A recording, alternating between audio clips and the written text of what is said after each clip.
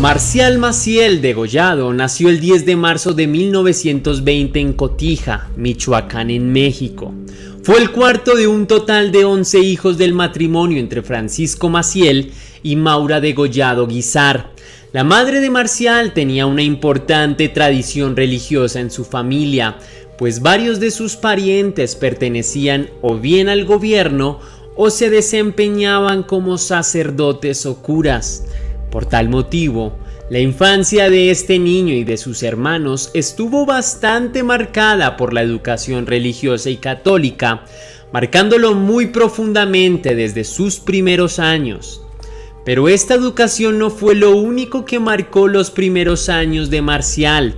Cuando solo tenía 7 años, a Cotija llegó la Guerra Civil de Cristera y él y su familia se vieron obligados a migrar a Zamora.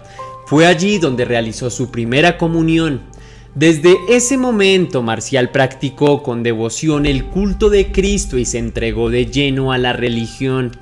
Ayudaba con frecuencia en las iglesias y se notaba su gran interés en todo lo que tenía que ver con la práctica del culto religioso católico.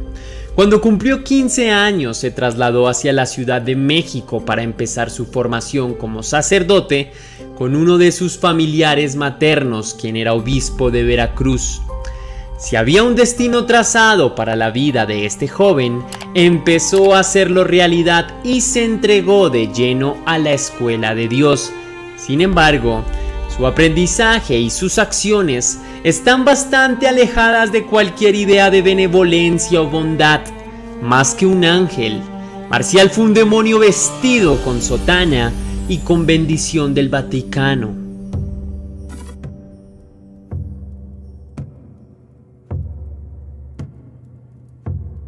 La educación sacerdotal de Marcial continuó y conforme pasaban los años su devoción era mayor, pero a su vez también se empezó a formar una personalidad bastante inusual en el mundo religioso. Marcial era un joven demasiado carismático. Tenía la facultad de convencer a las personas que lo rodeaban y hacerlos creer en sus ideas. Su devoción y su carisma lo llevaron a fundar en 1941, cuando solo tenía 21 años, uno de los movimientos clericales y religiosos más importantes de la Iglesia Católica en el mundo.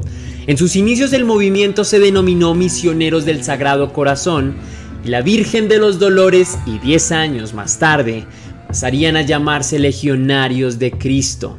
3 años después, en 1944, Marcial Maciel recibió la orden sacerdotal y desde ese momento se dedicó por entero a la difusión del movimiento de los Legionarios de Cristo. Por este motivo se dirigió a España para darle mayor difusión y para vincular a los primeros seguidores de su movimiento a los estudios humanísticos de la Universidad Pontificia de Comillas. Sin embargo, estos estudios no prosperaron, pues todos los seguidores, incluido el propio Marcial, fueron expulsados de la universidad. Las razones nunca fueron reveladas, pero debido a los escándalos que más tarde se descubrirían en torno a este movimiento clerical e incluso a la propia vida de Marcial, puede que la causa esté relacionada con escándalos de abuso íntimo a menores. Pero esto no fue un impedimento para Marcial y la expansión de su proyecto educativo religioso. Su familia, con mucha influencia incluso en la máxima autoridad católica, le abrió las puertas del Vaticano. En el año 1946 llegó ante el Papa Pío XII, de quien tanto Marcial como todo su movimiento recibieron la bendición para seguir adelante en su proyecto. De ahí en adelante el movimiento siguió creciendo y expandiéndose por América Latina, América del Norte, Europa, África, Asia y Oceanía. De todas las ciudades y países a los que llegaban los Legionarios de Cristo, el movimiento recibía dinero de las élites católicas más influyentes de cada país. Pero desde el auge del movimiento en la década del 50, Marcial no deparaba todo el dinero para continuar con el crecimiento de su empresa religiosa, sino que además utilizaba el dinero, entre otras cosas, para garantizar que su imagen y la de los Legionarios de Cristo se mantuviera en la mejor de las concepciones. Así que, como han demostrado investigaciones, Marcial utilizaba parte del dinero que le dejaba su gran empresa para sobornar a las esferas más importantes del Vaticano, incluyendo al propio Papa o a los propios papas, pues se cree que Marcial sobornó al menos a 5 papas para salvaguardar su imagen y la de su movimiento. Entre estas máximas autoridades del Vaticano se encuentran el Papa Pío XII, el Papa Pablo VI, el Papa Juan XXIII, el Papa Juan Pablo II y el Papa Benedicto XVI. El motivo de estos sobornos no era desconocido para cada uno de los papas. El Vaticano sabía muy bien por qué recibían tanto dinero de los legionarios de Cristo, pero siempre se hicieron los de la vista gorda. El Vaticano mantuvo un silencio cómplice de las más innumerables víctimas de abuso íntimo por parte de los legionarios de Cristo y del Santo Marcial.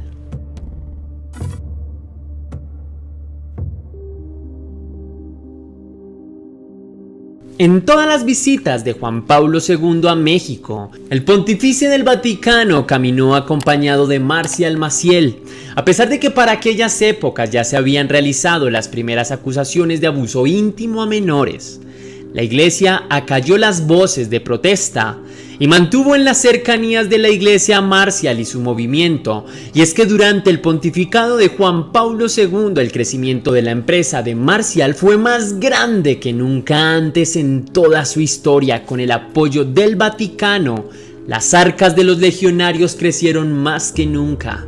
Inauguraron sedes en todos los lugares del mundo y su influencia era cada vez mayor. Se decía incluso que el Papa Juan Pablo II fue uno de los mejores amigos de Marcial a lo largo de su vida y puso en primer plano internacional a los legionarios de Cristo.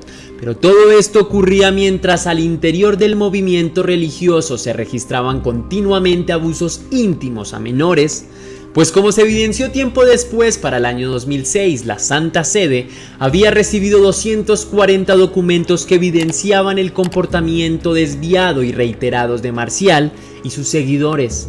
La mayoría de papas habían estado al tanto de estos abusos, pero los pasaron por alto y consintieron a Marcial y a sus seguidores para que siguieran adelante. Se puede decir que si Marcial y los legionarios de Cristo son culpables, no menos culpables fueron el Vaticano y cada uno de los pontífices que conocía lo que sucedía al interior del movimiento.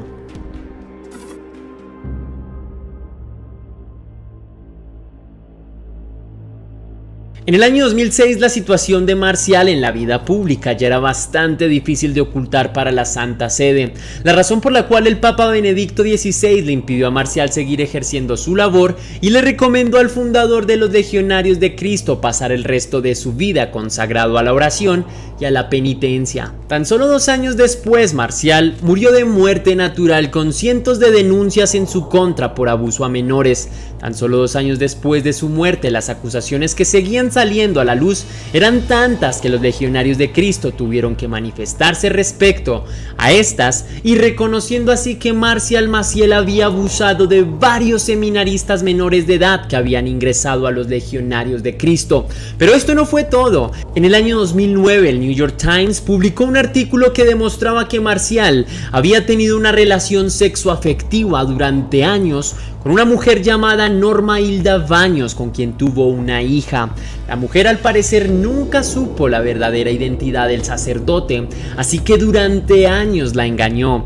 Un año después se reveló que esta no fue la única mujer con la que el sacerdote se vinculó a lo largo de su vida, ni tampoco tuvo una única hija. Pero la ruptura del celibato y de los votos de castidad no fueron los únicos crímenes que este hombre cometió fuera de la iglesia.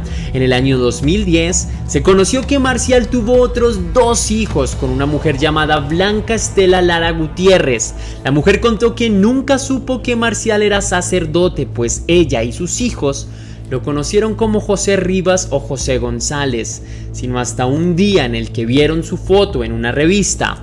Pero el drama no termina aquí, pues los 2 hijos de Marcial y Blanca narraron y adjuntaron pruebas de cómo Marcial había abusado íntimamente de ellos durante más de 8 años cuando todavía eran menores de edad.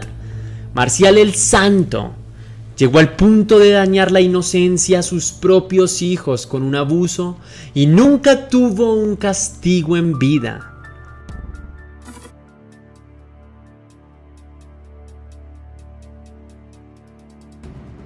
En el año 2019, el movimiento de los legionarios publicó un informe debido a las acusaciones que seguían recibiendo por los actos del movimiento y del propio Marcial. En el informe se reveló que Marcial Maciel abusó íntimamente de un total de 60 menores de edad de ambos géneros. Los niños iban desde los 11 hasta los 16 años. El modus operandi del vil sacerdote consistía en aprovecharse de su figura de superioridad para ganarse la confianza de los niños y así pedirles favores que estos nunca cuestionarían por el poder que éste tenía. Marcial pedía a los niños que lo masturbaran o dejaran acceder carnalmente a ellos, diciendo que sufría de una condición especial en la que necesitaba expulsar su semen. Otra de sus tácticas era aprovecharse de su posición y decir simplemente que la Santa Sede le permitía estar con ellos sexualmente debido al gran esfuerzo que hacía llevando a todo el mundo hacia su movimiento de los legionarios de Cristo. Pero esta práctica no fue exclusiva de Marcial, sino fue casi una política conducta que se normalizó al interior de los legionarios de Cristo, pues el total de víctimas sexuales por parte de 33 sacerdotes distintos, incluido Marcial, en este santo movimiento, asciende a 175. Según el informe, al menos otros 90 alumnos de los legionarios fueron abusados por seminaristas. A pesar de todas las perversidades que se cometieron al interior de este movimiento, hoy en día sigue vigente y continúa creciendo. El legado de pérfidias dejado por Marcial sigue irguiéndose hoy en día. La vil institución creada por Marcial y bendecida por la Santa Sede no dejará de funcionar, pero al menos permite evidenciar que a la Iglesia Católica no le importan las víctimas ni la transparencia de sus seguidores y representantes. Al fin y al cabo, la religión católica funciona como una empresa y lo único que les interesa es seguir acumulando riqueza a costa del sufrimiento de otros, aunque cabe destacar que las víctimas más vulnerables son los niños y debemos luchar por una sociedad en pro de ellos, en pro de sus derechos y que garantice su seguridad. Esto no es un ataque a Dios, es un rechazo vehemente a todos esos sacerdotes despreciables que han enardecido el nombre de una religión con los peores crímenes que se puedan desatar en una sociedad. Espero de corazón que algún día los funcionarios de la Iglesia Católica que hagan delitos de este tipo sean juzgados con todo el peso de la ley por la justicia ordinaria y no por la normativa de la Iglesia, que poco y nada hace frente a este tipo de casos. Y que lo sepan muy bien, pero nosotros nunca olvidaremos que dentro de esa institución se han ocultado múltiples víctimas de sangre y grandes criminales y centenares de víctimas. Así que en memoria de todos los niños exigimos justicia real y transparente.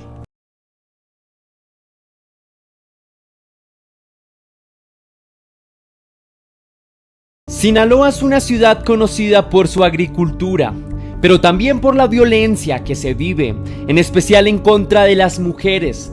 El día 19 de marzo del año 2014 parecía un día totalmente tranquilo, rutinario, común y corriente. Sin embargo, algo que dejaría impactada a la ciudad y al país entero ya estaba teniendo lugar en el lugar menos esperado y con protagonistas todavía menos esperados. Hacia finales de la tarde de aquel día, el departamento de policía recibió una llamada. Al parecer, una joven de tan solo 16 años había sido asesinada de manera brutal en su propia casa. Inmediatamente las autoridades, en compañía de médicos forenses, se movilizaron al lugar indicado. Allí fueron recibidos por el padre de la joven, que se encontraba totalmente devastado al ver la macabra escena de encontrar a su hija en un charco de sangre en su propia habitación. Las autoridades ingresaron a la casa, acordonaron la zona e hicieron las respectivas labores. Entre tanto, los alrededores se llenaban de curiosos y llegaban diferentes medios de comunicación para redactar notas sobre el asesinato de la joven.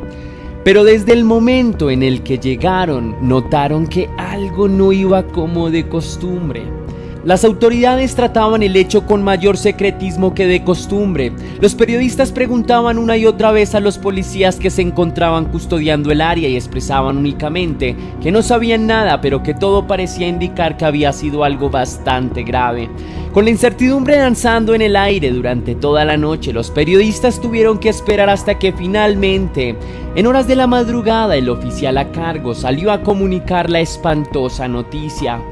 Inmediatamente las salas de redacción de todos los periódicos explotaron.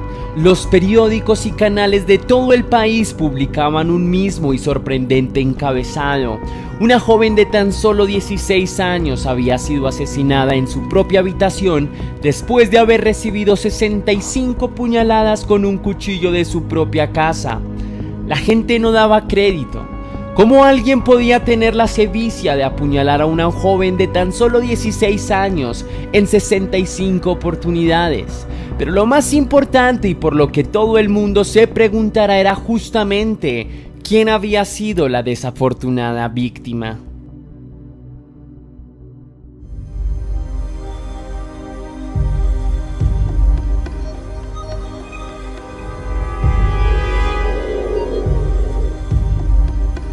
En muchos casos la muerte llega en el momento menos esperado y en circunstancias totalmente azarosas. Anel Báez jamás imaginó que alguien podría estarla acechando para quitarle la vida. Todavía menos lo esperaban sus hermanas y su padre. Desde sus primeros años Anel se había caracterizado por su buen humor y por su amabilidad. Su padre Hugo la recuerda siempre con una sonrisa en el rostro. Desde niña se notaba que iba a ser una excelente mujer. Ni siquiera uno de los sucesos más traumáticos para la vida de cualquier persona le pudo arrebatar la sonrisa, pues su madre, a causa de cáncer, murió cuando ella era tan solo una niña. Pero a pesar del gran impacto que sufrió toda la familia, Anel había sido siempre el ejemplo perfecto de que una sonrisa siempre puede arreglar las cosas. La facilidad de la joven para empatizar con las personas y alegrar su entorno era notable. Anel asistía a la preparatoria y tenía muchas facilidades para hacer amigos. Desde luego era algo que a su familia no le inquietaba porque parecía que con todas las personas podía llevarse muy bien. Pero además, como todas las jóvenes de su edad, Anel tenía sueños y ganas de hacer muchas cosas en el mundo. Sueños que se vieron interrumpidos de manera abrupta por una persona que se encontraba justamente en su círculo más cercano y de quien jamás esperó que le hiciera algo así.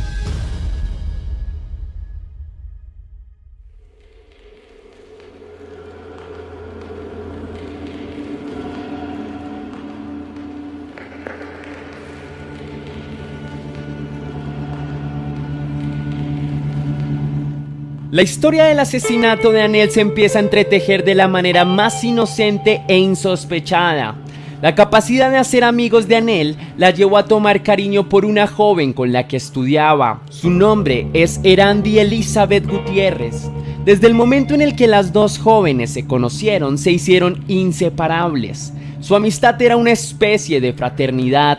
Compartían sus secretos más íntimos, comían juntas, salían juntas y ambas sabían al detalle los gustos de cada una.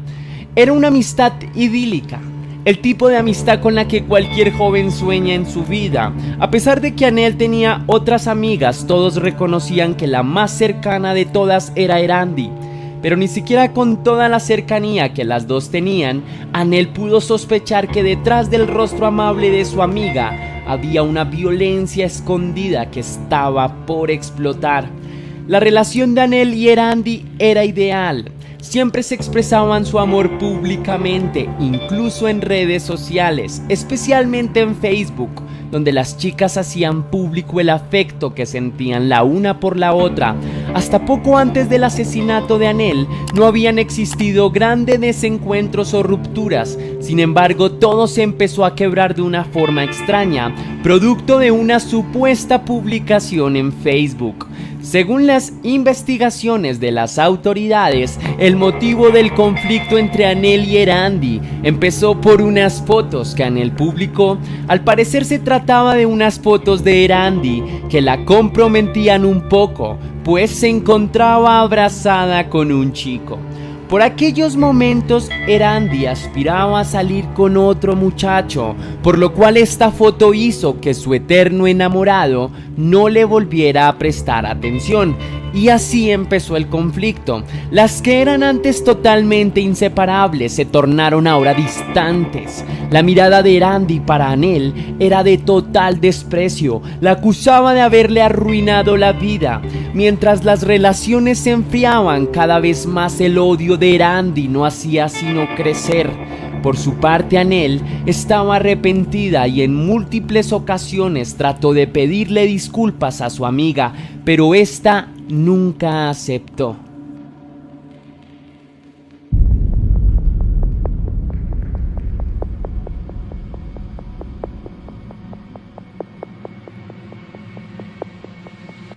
Mientras Anel hacía todo lo que estaba a su alcance para tratar de solucionar el problema con su querida amiga, Erandi estaba llena de odio. No había un momento en el día en el que no pensara en acabar con Anel. En un principio encumbró ideas en las que le hacía a su ex amiga las bromas más pesadas. La exponía a los ridículos públicos más extremos, pero nada de esto le parecía suficiente. En la mente de la joven empezó a florecer una idea totalmente desenfrenada que en sus primeros momentos mantuvo infértil y aislada, pero a medida que pasaba el tiempo esta idea, como una hierba mala que florece hasta en las condiciones más precarias, empezó a ocupar su cabeza de manera contundente. Tenía que asesinar a Anel. Erandi no soportaba el silencio. La idea ya había tomado forma por completo. La rumiaba y le rumiaba. Le daba vueltas. Incluso era tan fuerte su impulso y su necesidad de expresarlo en redes sociales, aunque a la mayoría le pareciera una exageración. No mucho tiempo antes del asesinato de Anel, Erandi publicó en la red social Twitter cosas como: voy a sepultarte antes de que pase este año. Y puede que parezca muy calmada, pero en mi cabeza ya te he matado al menos 3 veces. Es increíble, pero aquello que Erandi publicó lo hizo realidad.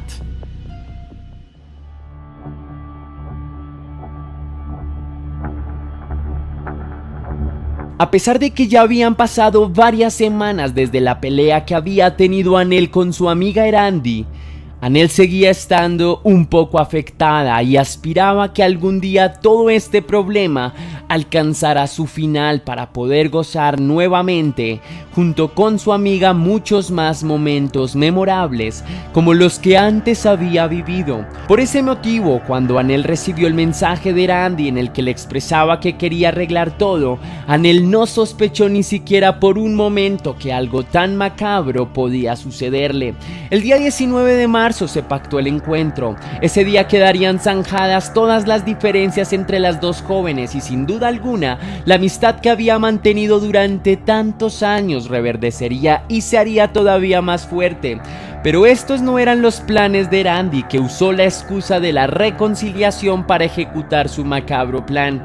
Aquel 19 de marzo Anel se encontraba sola en casa. Se había citado con su amiga ya mismo y en horas de la tarde, puntual como de costumbre, la joven arribó a su casa.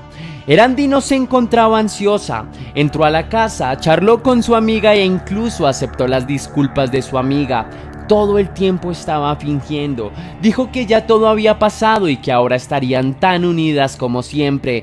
Para Anel, este era un encuentro como cualquier otro, incluso mejor porque su querida amiga había vuelto.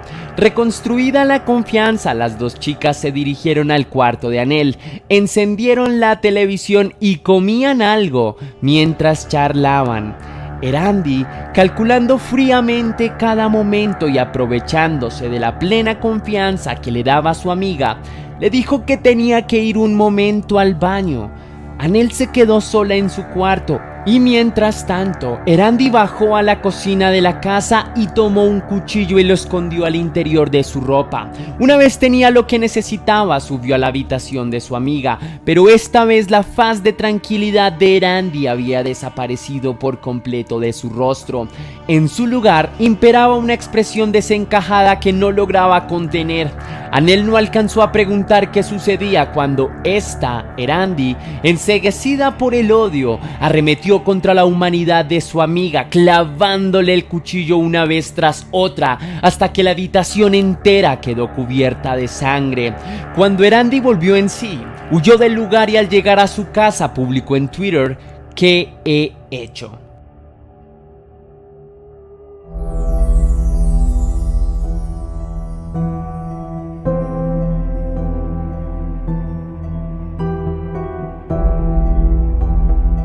La policía nunca mencionó en público las sospechas que tenían del posible culpable. Sin embargo, para ellos todo estaba muy claro. Ni siquiera tuvieron que esforzarse. La manera de actuar de Erandi fue propia de la niña que era. Cuando tenía lugar el sepelio del cuerpo de Anel, las autoridades se dirigieron al lugar y allí mismo se encontraba la culpable de los hechos. Sin mucho circo y de la manera más discreta posible, las autoridades se llevaron a Erandi. La niña ni siquiera se resistió, pero las lágrimas empezaron a brotar de su rostro. Meses después, Erandi fue llevada a juicio para que pagara por el crimen que cometió. Desafortunadamente para la familia de Anel, la justicia no cumplió con su deber. Erandi estaba amparada por la Ley de Protección de Menores y a pesar de haber protagonizado uno de los asesinatos más siniestros de los últimos años en México, el juez le dio tan solo 12 años de prisión. El padre de Anel, Hugo, hoy en día sigue luchando para que se haga justicia, pero con la clara certidumbre que ni toda la justicia del mundo le devolverá a su preciada hija. Espero que este caso te haya impresionado tanto como a mí. Sin duda alguna es impresionante los actos que se pueden cometer por cosas tan ambiguas como publicaciones de Facebook. Esto también es un llamado a la tolerancia y al consentimiento.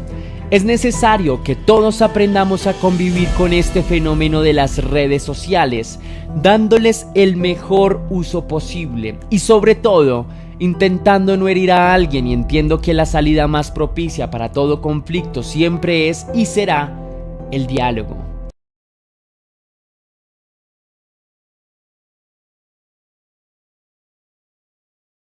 Interlomas, ubicado en el municipio de Huixquilucan, es uno de los centros financieros más importantes de todo México.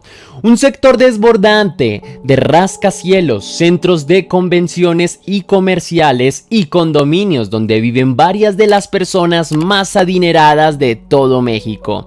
Fácilmente se podrá decir que esta es una de las zonas más seguras para vivir de todo el país, y eso era precisamente algo que la familia Guevara Farah sabía con claridad. En ese sector llevaban una vida tranquila, tal y como sus comodidades económicas se los permitía. El día 21 de marzo del 2010, Mauricio Guevara llegó junto con sus 2 hijas a casa, después de un pequeño viaje por Valle de Bravo. En casa, su esposa y madre de sus hijas, Lisette, esperaba por ellos como siempre.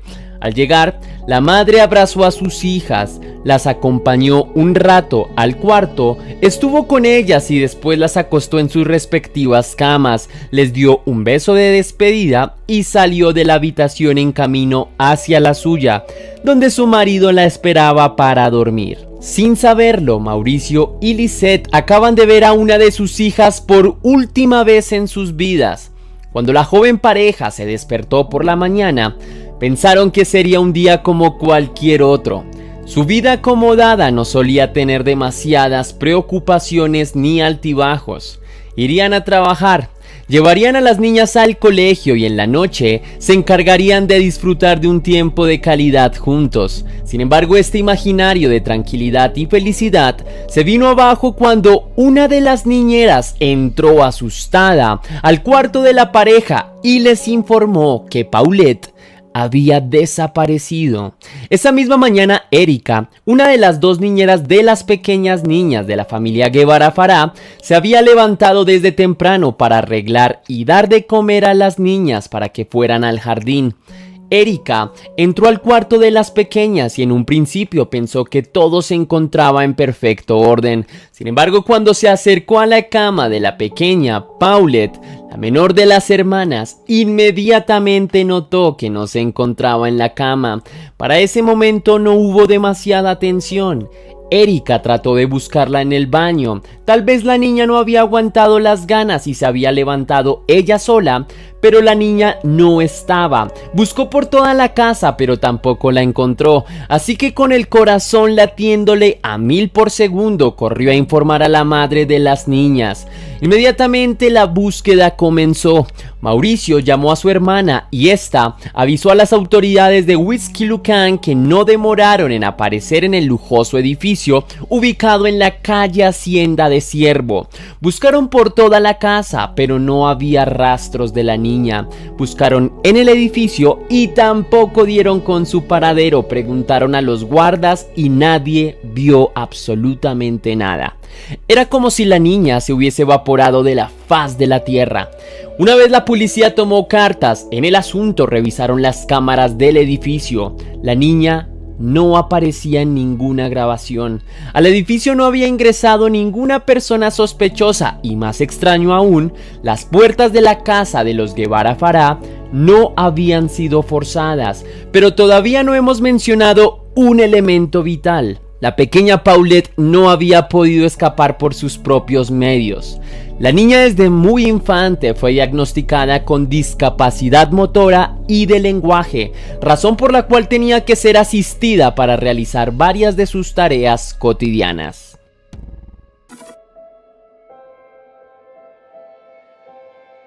Paulette nació el 20 de julio del 2005. Fue la segunda hija del matrimonio entre Lisette Farah y Mauricio Guevara. Su hermana era apenas 3 años mayor que ella y gozaba de perfecta salud a diferencia de su pequeña hermana. Paulette nació prematuramente y sufrió un derrame cerebral que, como habían informado los doctores a su madre, afectó en gran medida el desarrollo de su hija, haciendo que sufriera de deficiencia motriz y trastorno del lenguaje. Pero la pequeña sortió esos problemas con relativa facilidad. Los diferentes tratamientos que su familia pagó le permitieron caminar a pesar de que en un principio los doctores le habían informado que nunca podría hacerlo. Y además, aprendió también a comunicarse con algunas dificultades. Paulette era una niña como cualquiera otra en muchos aspectos. Irradiaba alegría y era una chica sumamente entusiasta. Asistía a un jardín en Interlomas llamado Cri Cri. La directora del jardín dijo en una entrevista que se le realizó debido a la desaparición de la niña Paulette que ella intentaba siempre hacer las cosas por sí misma, que se veía el esfuerzo que hacía por ser una pequeña completamente independiente. Asimismo, la directora dijo que el proceso de aprendizaje de la niña había sido bastante satisfactorio, aprendía rápido y se le veía muy motivada siempre. No obstante, uno de los casos que más inquietó a los profesores del jardín al que asistía la niña es que, pese a su regularidad, varios días antes de su desaparición, la niña había dejado de asistir. Cuentan sus maestros y la directora que la última vez que la pequeña fue al jardín fue el 12 de marzo del mismo año, es decir, 9 días antes de que se reportara su desaparición. Cuando la directora llamó para verificar si había sucedido algo grave con la pequeña, los padres se limitaron a decir que estaba enferma y que la volverían a enviar cuando se encontrara mejor. Posteriormente, esta sería una de las incongruencias del caso, pues su madre mencionó que la pequeña, hasta el día de su desaparición, nunca había faltado a clases.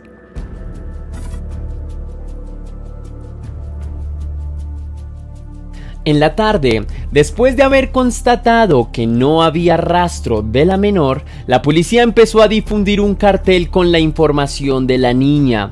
Pero la familia Guevara Farah tenía medios de sobra, así que rápidamente subieron información a las redes sociales y en un momento todo internet estaba inundado con la información de la niña. El país entero buscaba a la pequeña, las calles se llenaron de personas pegando carteles que decían así: "Ayúdame a regresar a casa", con una foto de la pequeña seguido de la siguiente descripción: "Me llamo Paulette, tengo 4 años, tengo discapacidad motriz y de lenguaje, presento una cicatriz en la espalda del lado izquierdo, no puedo valerme por mí misma, necesito a mis papás". Pero no terminó ahí. La familia pagó para que cadenas televisivas y radiales transmitieran la información. La familia estaba decidida a encontrar a la pequeña, pero la policía tenía claro que, a pesar de que la prioridad era dar con el paradero de la niña, su deber también consistía en recoger todos los testimonios de la familia para reconstruir cada uno de los hechos.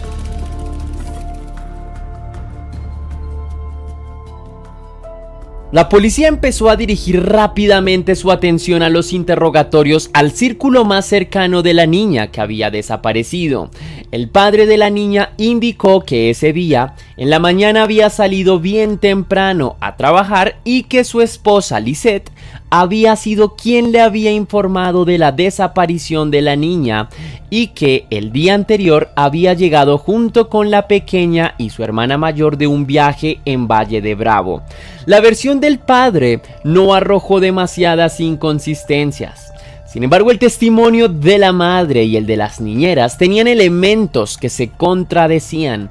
Lisette Farah aseguró que la noche anterior, después de que su marido llegara del viaje con sus hijas, se encargó de acostar a las pequeñas en sus camas. Es decir, Lisette era la última persona en haber visto a la niña. Cuando la investigación continuó con la indagatoria a una de las niñeras, Erika, la policía comenzó a sospechar sobre la madre de las niñas, que desde un principio tenía una actitud indiferente e impropia de una madre que no puede encontrar a su hija. La confesión de Erika consistió en que ella era quien se había encargado de acostar a las 2 niñas la noche anterior, por lo tanto era ella quien había visto por última vez a Paulette y no su madre. Después de varios días de búsqueda infructuosa y ante lo que las autoridades calificaron como testimonios falseados o contados de acuerdo a salvaguardar su propia libertad, la policía decidió arraigar, es decir, tomar medidas de aseguramiento contra Mauricio, Lisette, la hermana menor de Paulette y las 2 niñeras, Erika y Marta. Según informaron las autoridades, también se realizó este procedimiento para salvaguardar la vida de estas personas, debido a que el caso fue tan mediático que las personas empezaron a sospechar de la familia entera.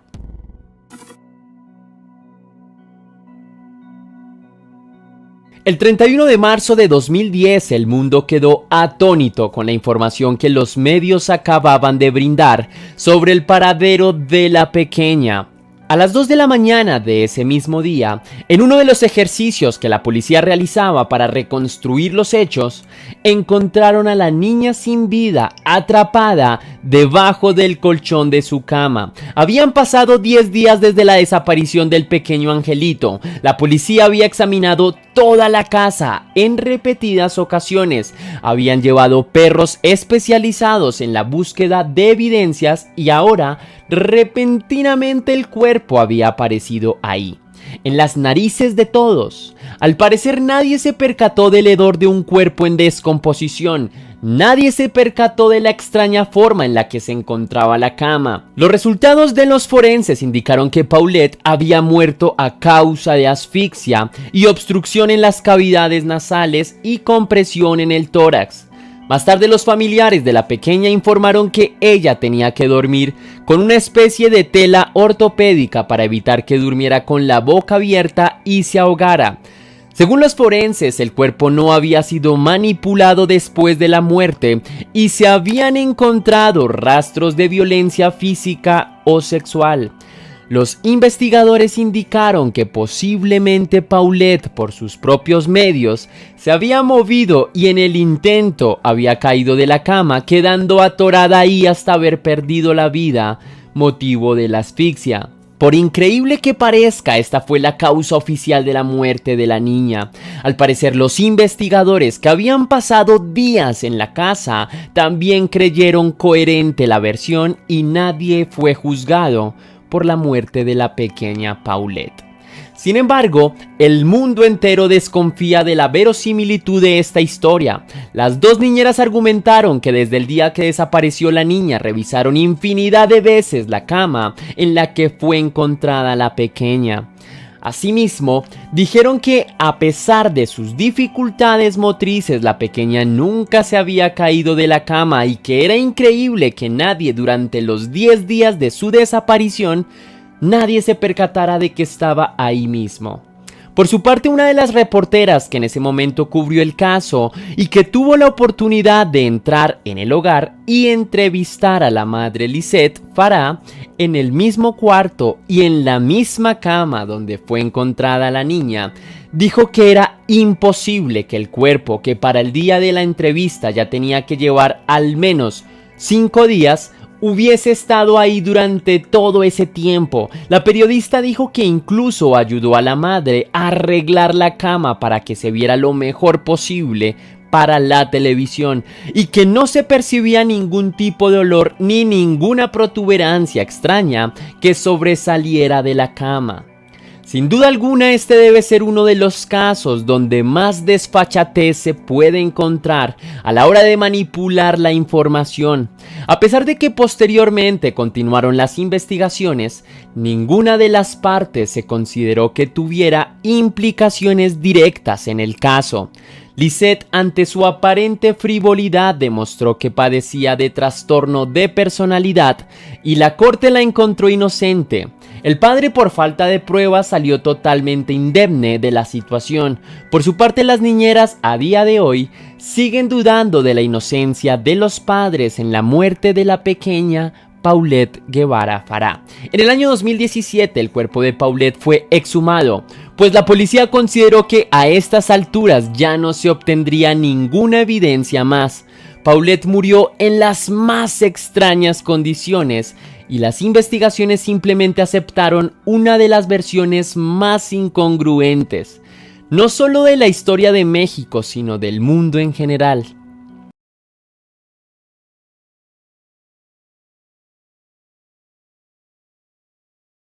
Susana Escobar Basaldúa era una joven llena de sueños y expectativas en la vida. Nació en Monterrey, Nuevo León, en el año 2004.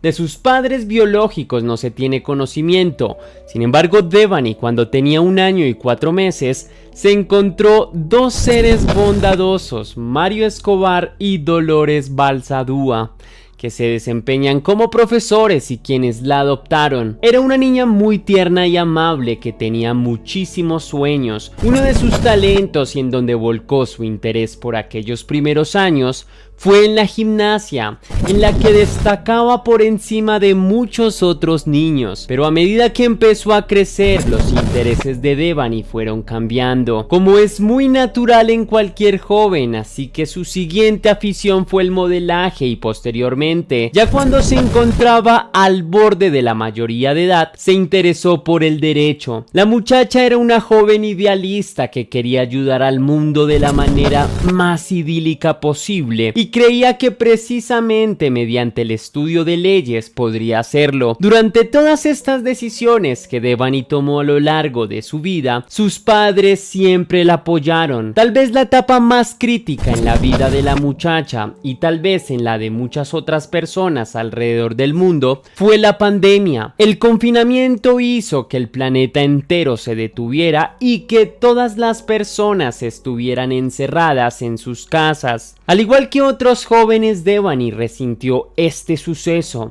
así que cuando las medidas de confinamiento se levantaron tras tanto tiempo de encierro, el afán de conocer el mundo se hizo patente. Por esa razón, la joven empezó a salir a fiestas con cierta regularidad. Naturalmente, sus padres se preocupaban, pues casi a diario en México se presentan desapariciones forzadas, especialmente de mujeres, pero a pesar de ello, sabían que su hija tampoco podía quedarse toda la vida encerrada, por lo que intentaron siempre protegerla. Así que cada vez que salía de fiesta iban por ella a recogerla hasta donde quiera que se encontrara y a la hora que lo solicitara. Esto cambió un poco cuando la joven cumplió la mayoría de edad. A partir de este momento, en las salidas que tuvo prefirió movilizarse sola, pero a pesar de ello, sus padres nunca se desentendían de ella y jamás podían conciliar el sueño hasta que ella no llegara a la casa. En medio de todo, siempre fueron precavidos y mantenían una constante comunicación con su hija cuando ella salía. Desafortunadamente para Devani y miles de mujeres, México es un lugar cada vez más peligroso e inseguro para ella.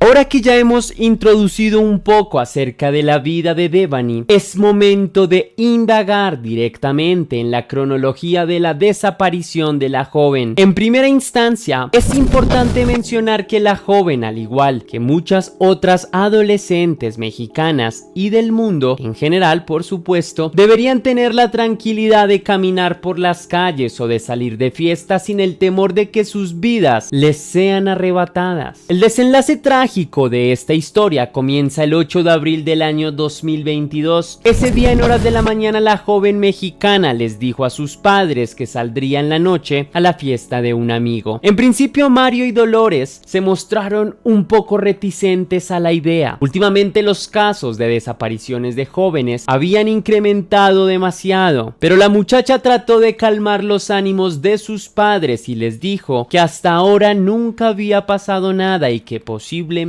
esta vez no sería diferente. Las inquietudes de Dolores y Mario fueron en aumento a medida que pasaban las horas y en la noche ya estaban hechos de un manojo de nervios. Por última vez, los preocupados padres trataron de convencer a su hija para que esa noche no saliera. Mario incluso le mostró a su hija un reporte de las desapariciones más recientes de mujeres en el estado. Sin embargo, Devani le restó importancia al asunto y siguió con sus planes, y estaba en todo su derecho. Cerca de las 10:30 de la noche de ese viernes 8 de abril, dos amigas de Devani arribaron a su casa. Las tres chicas irían juntas a una fiesta y la casa de la joven era una especie de punto de encuentro o de salida para ellas. Pocos minutos después del arribo de sus amigas, la joven se despidió de sus padres sin saber que esa sería la última vez que la verían con vida. Devani y sus amigas se dirigieron juntas a una fiesta que tenía lugar en la finca Diamante de General Escobedo. Luego de varias horas en ese lugar, las jóvenes contactan por la aplicación Didi a un conductor que las lleve a un nuevo destino que al parecer era otra fiesta. Cerca de la 1:30 de la mañana, el conductor de un Kia blanco llega al punto en el que se encontraban las tres mujeres y abordan el vehículo. Después de un corto trayecto, las tres muchachas llegan a su nuevo destino, en el que permanecen hasta cerca de las 4 de la mañana del mismo día. Alrededor de las 4, el mismo automóvil blanco llega hasta el mismo punto en que había dejado previamente a las jóvenes, pero en esta oportunidad solo se sube Devani. Las otras dos muchachas que la habían acompañado previamente tomaron otro automóvil y regresaron a sus casas. Cerca de media hora después, las amigas de Devani son informadas por el conductor del automóvil blanco que la chica se acaba de bajar en la carretera. El hombre les envía una foto y les pide que por favor vayan a recoger a la chica. Varios minutos después, al ver que la joven no entra en el carro, el conductor del vehículo blanco siguió su trayecto y deja en mitad de la carretera a la joven. Esta fue la última vez que Devani Escobar fue vista con vida por alguien.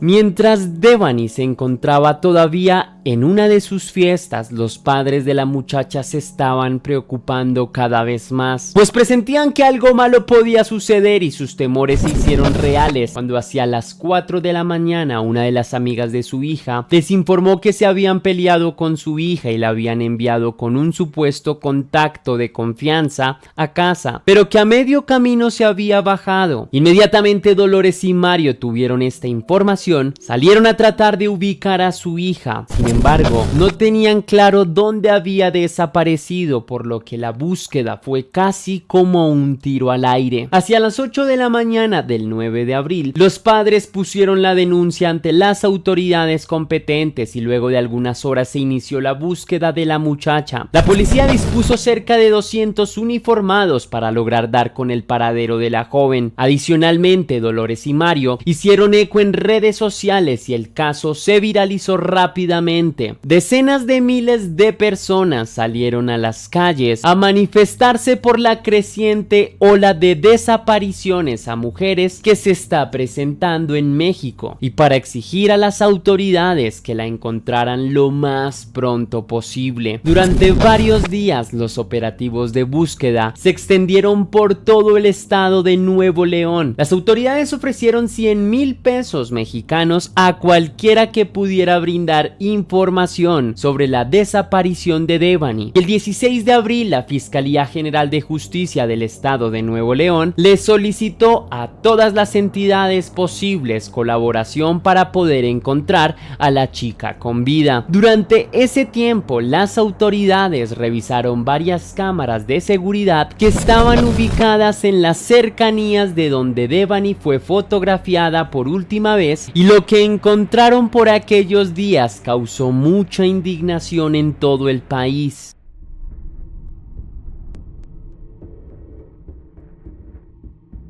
Durante los extensos operativos de búsqueda que se iniciaron en todo el territorio nacional de México, gracias a la presión ciudadana y de varios colectivos feministas, las autoridades en los primeros días no encontraron a la muchacha que buscaban, pero sí dieron con el paradero de otras 5 jóvenes que habían sido reportadas como desaparecidas. Afortunadamente, todas ellas fueron encontradas con vida, pero esto también fue un mensaje contundente a la sociedad. Las autoridades mexicanas no se estaban tomando en serio la búsqueda de muchas otras jóvenes desaparecidas. Fue solo gracias a la mediatización del caso de Devani que las autoridades se tomaron en serio este trabajo, porque como veremos más adelante, el padre de Devani denunció a la fiscalía y a varios jueces encargados por omisiones. Desde que inició el año hasta el mes de abril, al menos 327 muchachas han desaparecido en el estado de Nuevo León y a la fecha 33 siguen sin ser localizadas y varias de ellas aparecen sin vida. Por lo tanto, la sociedad mexicana tiene claro que los esfuerzos de las autoridades son insuficientes.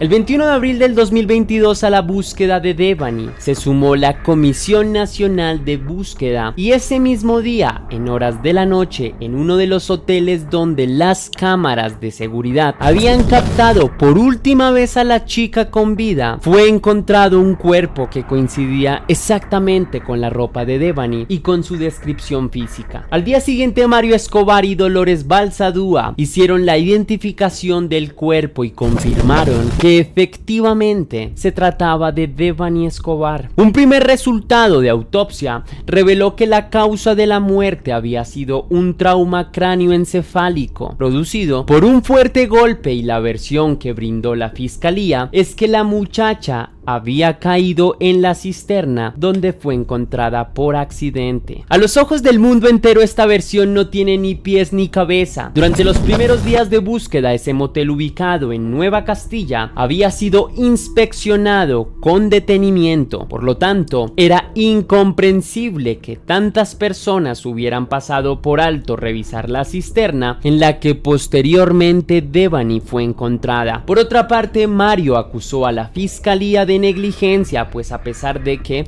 en ninguna cámara se puede evidenciar que la muchacha cayó por accidente, esta fue la versión que ellos entregaron. Según Mario Escobar, el cuerpo de su hija debió haber sido llevado al motel después de los primeros operativos de búsqueda en el sitio, que por lo demás nunca fue acordonado ni aislado, pese a que había sido el último punto en el que Devani fue vista con vida. Así que, teniendo en cuenta lo anterior y añadiendo que el padre de la muchacha dijo tener evidencias en las que se muestran que el conductor del Didi intentó abusar de su hija, Mario defendió rotundamente que su hija fue asesinada y para comprobarlo pidió que se le practicara una segunda autopsia.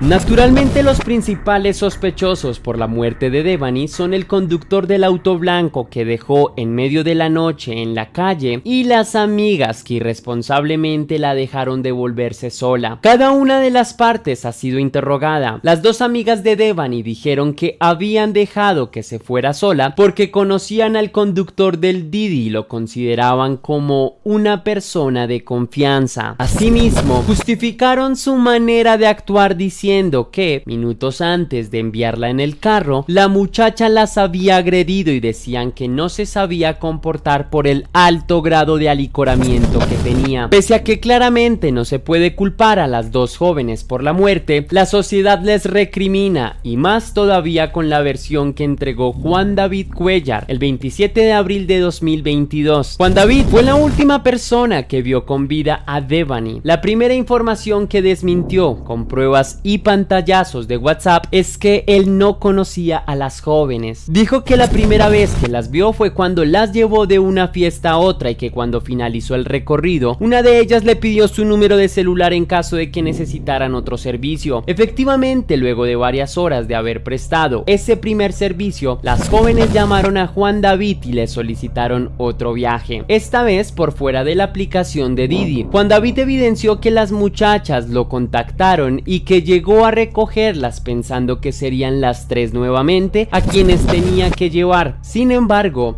el conductor se sorprendió cuando en el punto de recogida vio que las dos jóvenes subían a Devani en su auto y ellas, en compañía de otros chicos que presuntamente habían conocido en la segunda fiesta, abordaron otro auto y se fueron juntas. Juan David dijo que Devani sí estaba licorada. La muchacha nunca le dijo dónde tenía que llevarla, por lo que el conductor tuvo que preguntarle a una de sus amigas dónde vivía la joven. También el hombre mostró evidencias en las que le preguntaba a la amiga si le habían dado alguna sustancia a Devani, pues parecía porque no articulaba bien las oraciones. Luego de que el conductor empezó a andar sin saber muy bien a dónde tenía que llevar a la joven, en una parte del trayecto la mujer le dijo que se detuviera. Juan David pensó que la muchacha se iba a bajar a vomitar, pero al contrario de esto se paró en mitad de la calle y no quiso volver a subir al vehículo. El conductor volvió a comunicarse con las amigas, como lo evidenció, pues tiene copia de todos los chats y les dijo que vinieran a recogerla. Ahí fue donde le tomó la famosa foto que ha venido dando vueltas por todas las redes sociales. También les solicitó a las amigas el número de la madre o el padre para poder comunicarles que la muchacha se había bajado del auto y que él no podía meterla a la fuerza. Sin embargo, las amigas no le facilitaron ningún número de los padres a pesar de que sí los tenían, y tampoco fueron a buscar a Devani. Por último, Juan desmintió las acusaciones de Mario Escobar al decir que tenía videos en donde presuntamente está acosando a su hija. Respecto a esto, el conductor dijo que se sometería al polígrafo pues él sabe que no hizo nada, y en los videos que presuntamente se ve como intenta tocar el pecho de la muchacha, dice que probablemente se trate del momento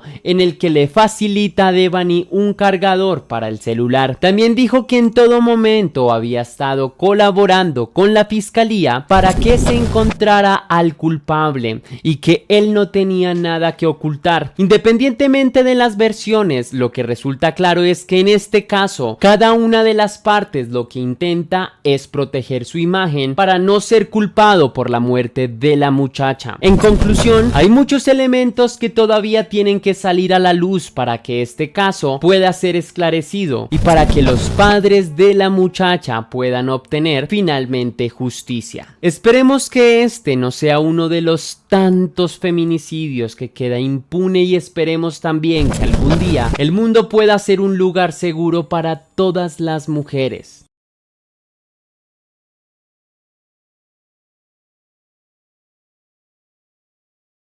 Jessica González Villaseñor nació en 1998 y fue la tercera de 3 hijos del matrimonio entre Verónica Villaseñor y Martín González.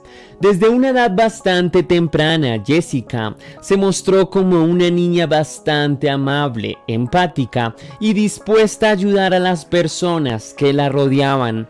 Este carácter simpático la acompañó hasta su adolescencia y hasta esa pequeña porción de adultez que logró vivir.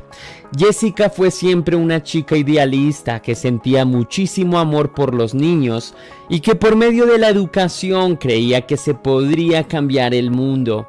Fue por este motivo que luego de terminar su preparatoria decidió estudiar licenciatura en educación básica. De esta manera sentía que podría mejorar sus condiciones de vida sino perseguir sus sueños. De hecho, Jessica aparece en varios videos que se pueden encontrar en redes sociales. En ellos se puede evidenciar con facilidad que era una mujer sumamente enérgica y entregada a su vocación como docente. Siempre tenía una sonrisa en el rostro y muchas ganas de salir adelante y dar lo mejor de sí para sus estudiantes. Jessica se graduó finalmente como profesora de educación básica a principios del año 2020 y luego de no mucho tiempo pudo empezar a ejercer su profesión. En sus primeras clases dio a sus estudiantes un emotivo discurso en el que expresaba a los chiquillos las ganas que tenía de que todo saliera bien y de toda la entrega que pondría en su labor para que sucediera de esta forma. Desafortunadamente para Jessica tan solo pudo saborear su sueño, nunca pudo ver los resultados de su esfuerzo y el causante de esta intromisión mortal era nada más y nada menos que su pareja sentimental.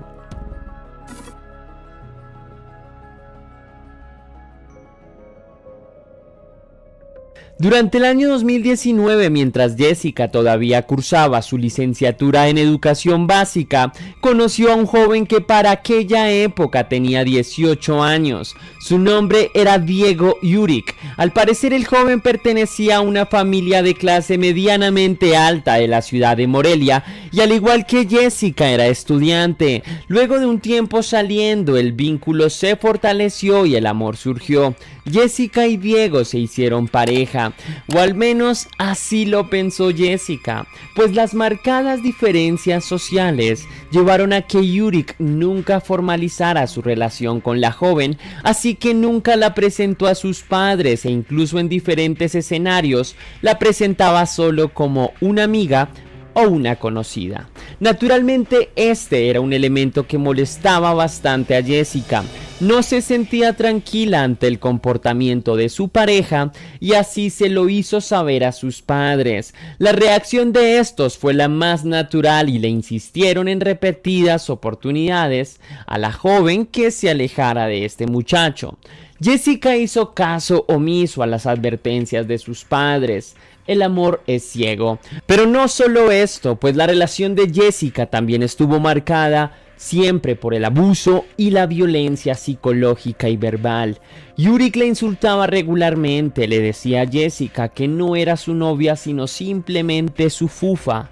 La menospreciaba también por venir de una clase social más humilde y por no tener dinero.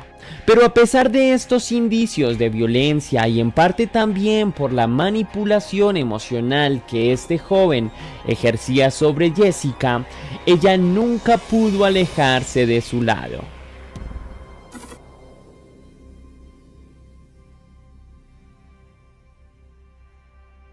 El lunes 21 de septiembre del 2020 empezó como un día normal para la familia González Villaseñor. Los padres de Jessica, Verónica y Marín se dispusieron a realizar sus labores diarias y así también lo hicieron sus hijos. Hacia la tarde Jessica le comunicó a sus padres que saldría a encontrarse con una de sus amigas llamada Renata. A las 5 de la tarde Jessica salió y esa fue la última vez que sus padres supieron algo de ella mientras estuvo con vida. Cuando llegó la noche, los padres de Jessica empezaron a sentirse bastante preocupados, dado que ya llevaban varias horas intentando comunicarse con su hija y ella no respondía mensajes ni llamadas. Inmediatamente los padres se comunicaron con la amiga con la que supuestamente su hija había salido y esta les respondió que no se había visto con Jessica en varios días. En este punto el miedo de sus padres y el presentimiento de que algo malo podría haber ocurrido lo eclipsó todo. Trataron de comunicarse con varias de sus amigas más íntimas, pero nada pudo dar respuesta de ella. Pero ante la alerta de la familia entera, ante la desaparición de la muchacha, apareció una de sus primas. En un principio la joven dijo que Jessica en horas de la tarde había salido con un hombre que la había recogido en un auto. El hombre confirmó sin problemas que efectivamente ese día había conocido a Jessica, pero que luego de un rato se había separado. En vista de la preocupación por el paradero de la joven profesora, su prima decidió contarles la verdad a los padres de Jessica. Ella había salido en horas de la tarde con Diego Jurek. El desconsuelo de Verónica y Martín fue enorme, sin embargo, no perdieron tiempo y el día martes 22 de septiembre lograron rastrear por GPS la última ubicación arrojada por el celular de Jessica, que se encontraba nada más y nada menos que en Altozano, la zona de donde Diego Jurek vivía junto a sus padres. Ese día 22 de septiembre los padres de Jessica pusieron la denuncia por la desaparición de su hija y denunciaron al padre de Diego Jurek, pues al haber estado en su casa, se presumía que era la última persona con la que Jessica había tenido contacto. Poco tiempo después de que la familia de Jessica hiciera su denuncia, el padre de Diego llegó también a dar su testimonio. En él expresó que su hijo le había enviado un audio en el que le decía que había estado con Jessica en su casa, pero que él no tenía conocimiento de esto. A partir de ese día se desplegaron operativos de búsqueda. Toda la familia de Jessica centró sus esfuerzos en dar con el paradero de la joven y difundieron toda su información en redes sociales. Incluso las autoridades llegaron a ofrecer recompensas para quien brindara información sobre el paradero de la joven profesora. Pese a ello, los días pasaban y de la joven no se sabía nada. La familia Jurek no se mostraba demasiado preocupada, sin embargo esto cambió drásticamente pocos días después de que se iniciara el operativo de búsqueda.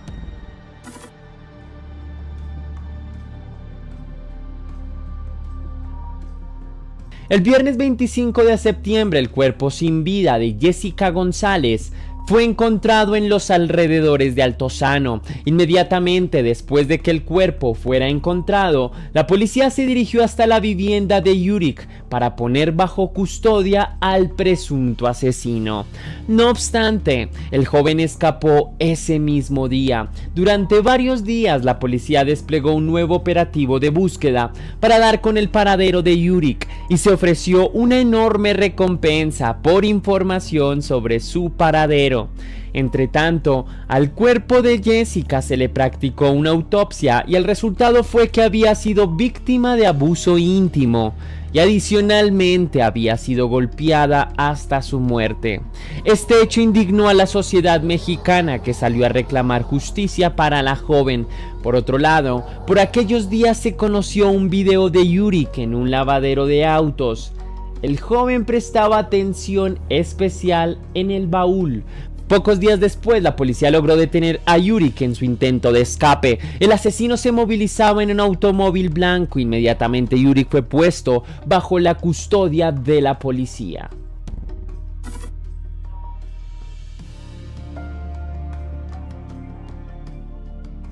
Pocos días después de su captura, empezaron a aparecer evidencias y testimonios. En principio, Diego habría salido con Jessica. Después, la habría abusado y la habría propinado cerca de 31 golpes hasta asesinarla.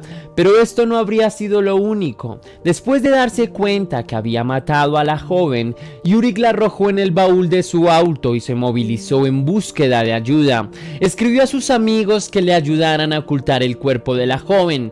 Los amigos de este se negaron y ante las negativas de estos, el joven no tuvo más reparo que dejar tirado el cuerpo de la joven cerca de la zona de Altozano. Luego de dejarla tirada, se fue junto con 2 de los amigos a los que había solicitado ayuda a tomar café.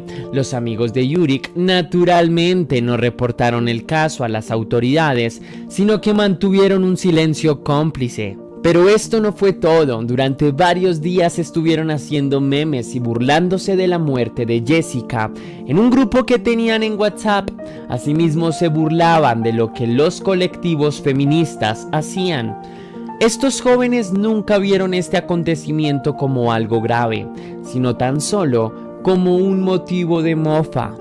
Incluso el propio Yurik tuvo el cinismo de compartir una de las publicaciones sobre la desaparición de Jessica, mientras que varios de sus amigos reaccionaron con risas a la publicación. No solo Yurik asesinó a una joven inocente, sino que adicionalmente hizo de sus atroces acciones un espectáculo de risa para sus amigos. Otro de los elementos que salió a la luz con el tiempo es que Yurik tenía otra pareja sentimental, o más bien era su pareja sentimental oficial, y fue a ella quien le encargó que le lavara el auto. La excusa que le dio a su pareja es que no sabía muy bien qué había hecho, y su pareja, sin pedir demasiadas explicaciones, siguió sus órdenes. Aún con todos estos elementos que han ido recolectando los abogados de la familia de Jessica, Yurik sigue sin ser sentenciado por sus crímenes. Luego de la captura de Diego Yurik, cientos de colectivos feministas se congregaron para pedir justicia, pues al parecer en la mente de algunos hombres, arrebatarle la vida a una mujer es motivo de celebración y de risas. Pese a la presión social y de los abogados, a día de hoy Yurik sigue sin ser sentenciado y pasa sus días cómodamente en una prisión provisional. Por otra parte, no se sabe demasiado de sus amigos, que cuanto menos deberían pagar cárcel por complicidad. Espero que después de este video, la reflexión final quede en mente de cada uno de ustedes. Pero si tú me lo preguntaras, la pregunta inicial para plantearnos esa reflexión debería ser: ¿cuál es el mundo que le estamos dejando a nuestros hijos? Y si quieres, agrégale: ¿cómo estamos cuidando a nuestras mujeres? En definitiva, hay muchas cosas por cambiar, pero antes de empezar a hacerlo, hay que reconocerlo. Y en ese proceso de reconocer, veremos las causas, las que siento y creo se pueden resolver con buena educación, mayor oportunidades de progreso y atención prioritaria a la gestión de emociones de nosotros como personas. Hasta aquí va el video de hoy, leyendas. No cabe duda que es un caso profundamente indignante por la manera en que hicieron de la muerte de una mujer un espectáculo. Esperemos que pronto el culpable sea sentenciado con una pena lo suficientemente rigurosa en comparación con la magnitud de sus crímenes, y que todos los relacionados con el asesinato paguen por sus diferentes implicaciones.